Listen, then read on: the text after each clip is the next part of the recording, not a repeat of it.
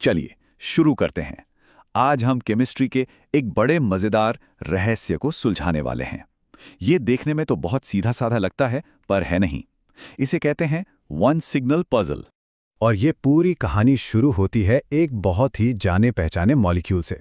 एक ऐसा मॉलिक्यूल जिससे हम सब वाकिफ हैं, लेकिन यही हमारे सामने एक बड़ा सवाल खड़ा कर देता है। देखिए, ये है मीथेन यानी CH4। इसका स्ट्रक्चर एकदम सिंपल है। एक कार्बन एटम और उससे जुड़े हुए 4 हाइड्रोजन एटम। सब कुछ एकदम साफ साफ दिख रहा है ना? तो सवाल ये उठता है कि अगर इस मॉलिक्यूल में 4 प्रोटॉन हैं, तो इसके 1H NMR स्पेक्ट्रम में कितने सिग्नल दिखने चाहिए? अब लॉजिक तो यही कहता है कि 4 प्रोटॉन हैं तो 4 सिग्नल होने चाहिए, सीधा सा हिसाब है। पर केमिस्ट्री में चीजें हमेशा इतनी सीधी नहीं होती। सही जवाब है सिर्फ 1। जी हाँ, आपने सही सुना। 4 प्रोटॉन, लेकिन सिग्नल सिर्फ 1। और यही है वो पजल जिसे हम आज सुलझाने वाले हैं।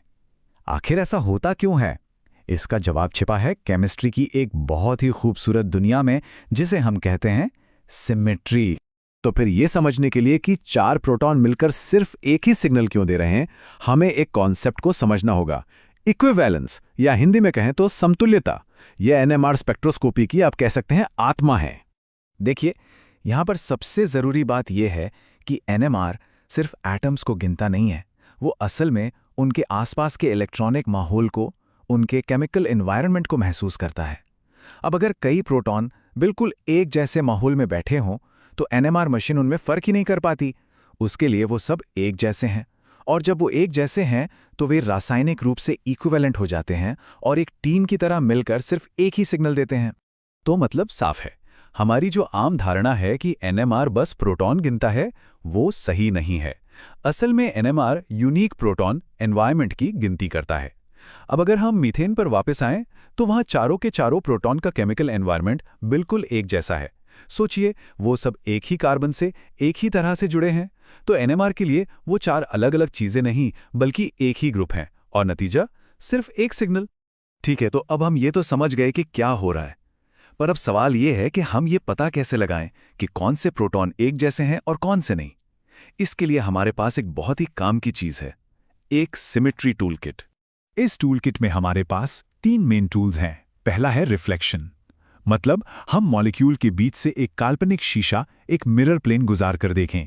अगर शीशे के एक तरफ का प्रोटॉन दूसरी तरफ वाले प्रोटॉन की जगह ले सकता है, तो वो दोनों इक्विवेलेंट हैं। दूसरा टूल है रोटेशन। इसमें हम मॉलिक्यूल को एक एक्सिस पर घुमाकर देखते हैं। अगर घुमाने पर एक प्रोटॉन दूसरे की जगह पर आ जाता है और मॉलिक्यूल पहले जैसा ही दिखे, तो वो भी इक्विवेलेंट हैं। और तीसरा, ये बहुत दिलचस्प है, रैपिड बॉन्ड रोटेशन। कुछ मॉलिक्यूल्स में सिंगल बॉन्ड के चारों तरफ इतनी तेजी से रोटेशन होती है कि NMR मशीन को सारे प्रोटॉन एक जैसे ही लगने लगते हैं, क्योंकि उनका माहौल एवरेज आउट हो जाता है। और इस टूलकिट को इस्तेमाल करने का तरीका भी बड़ा आसान है। पहला स्टेप, मॉलिक्यूल में कोई सिमेट्री एलिमेंट खोजिए, जैसे कोई प्लेन या एक्सिस। दूसरा स्टेप, उस सिमेट्री ऑपरेशन को करके देखिए, मतलब मॉलिक्यूल को रिफ्लेक्ट या रोटेट कीजिए। और तीसरा स्टेप, देखिए कि क्या एक प्रोटॉन ठीक दूसरे प्रोटॉन की जगह पर आ गया है। अगर ऐसा हो जाता है, तो बस वो दोनों प्रोटॉन केमिकली इक्विवेलेंट हैं। चलिए, अब थ्योरी बहुत हो गई। इस टूल किट को कुछ असली मॉलिक्यूल्स पर आजमा कर देखते हैं, सिंपल से लेकर थोड़े कॉम्प्लेक्स केस तक। सबसे पहले देखते हैं ईथीन को। ये एक हाईली सिमेट्रिकल मॉलिक्यूल है। इसमें एक नहीं बल्कि 2 मिरर प्लेन्स हैं। इसका मतलब है कि आप इसके चारों प्रोटॉन्स को एक दूसरे की जगह पर रख सकते हैं और मॉलिक्यूल में कोई फर्क नहीं दिखेगा। और नतीजा, 4 प्रोटॉन होने के बावजूद सिग्नल सिर्फ 1। ये सिमेट्री का एक क्लासिक एग्जाम्पल है। लेकिन अब क्या हो अगर हम इस खूबसूरत सिमेट्री को तोड़ दें? मान लीजिए हम एथीन के एक हाइड्रोजन को हटाकर वहां एक क्लोरीन आइटम लगा देते हैं। बस सारी सिमेट्री खत्म। अब कोई भी 2 प्रोटॉन एक जैसे नहीं रहे। हर एक का अपना अलग यूनिक केमिकल एनवायरनमेंट है। और इसका नतीजा क्या होगा? 3 प्रोटॉन, 3 अलग अलग सिग्नल। और ऐसे बहुत सारे मॉलिक्यूल्स हैं जहां यह कॉन्सेप्ट लागू होता है, जैसे बेंजीन। इसका परफेक्ट हेक्सागोनल स्ट्रक्चर इतना सिमेट्रिकल है कि इसके 6 प्रोटॉन मिलकर भी सिर्फ एक ही सिग्नल देते हैं।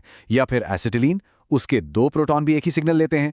और ईथेन को तो भूल ही नहीं सकते, जिसमें रैपिड बॉन्ड रोटेशन की वजह से 6 के 6 प्रोटॉन एक जैसे हो जाते हैं और सिर्फ एक सिग्नल आता है। और अब एक बहुत ही दिलचस्प केस स्टडी देखते हैं, डाइक्लोरोबेंजीन के आइसोमर्स की।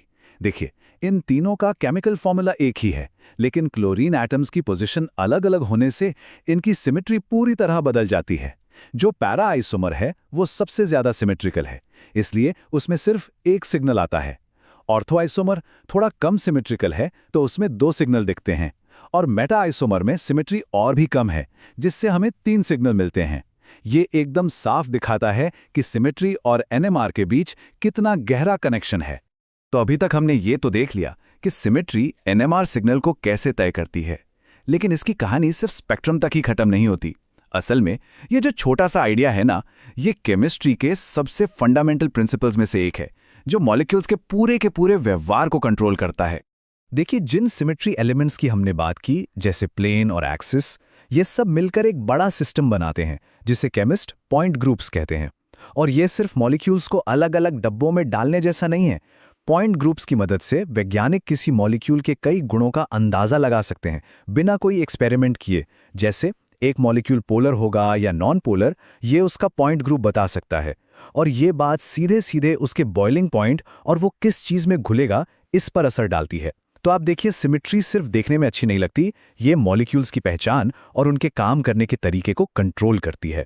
तो आखिर में हम कह सकते हैं कि सिमेट्री सिर्फ कोई खूबसूरत पैटर्न नहीं है, ये एक प्रैक्टिकल टूल है, एक तरह का कोड है जो हमें एनएमआर जैसे कॉम्प्लेक्स डेटा को डिकोड करके एक मॉलिक्यूल की बिल्कुल साफ कहानी बनाने में मदद करता है।